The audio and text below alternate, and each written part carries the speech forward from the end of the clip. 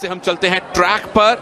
एक ही स्टेडियम में एक साथ दोनों इवेंट चल रहे हैं। ये विहंगम दृश्य आपको धीरे से आईजी स्टेडियम के अंदर लेकर जाएगा, जहां 1500 मीटर गर्ल्स की रेस हो रही है अंडर 21 कैटेगरी में, ठीक आपके सामने।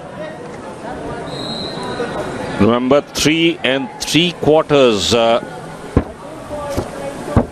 is what the distance needs to be covered in a 400-meter track here at the Indira Gandhi Athletic Stadium. Already through with their first round,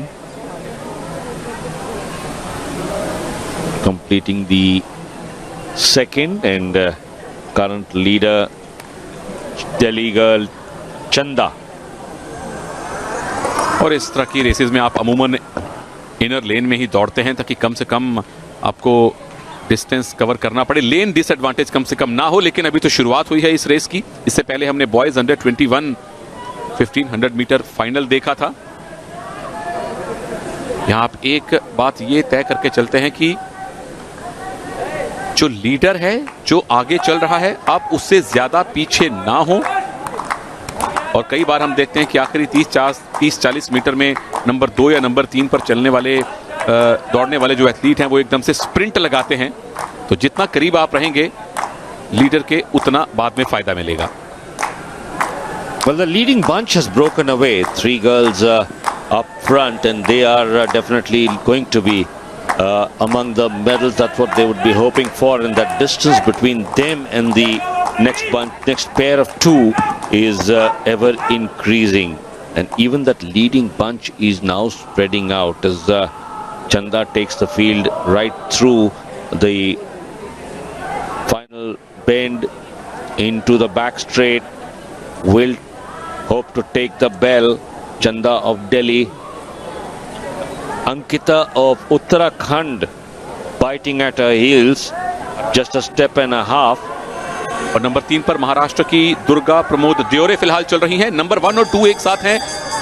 और अब आखिरी राउंड शुरू हो चुका है और जो नंबर 3 पर चल रही थी दुर्गा प्रमोद देओरे, उन्होंने रेस छोड़ दी है। लेकिन अब नंबर 1 और नंबर 2 का मुकाबला है।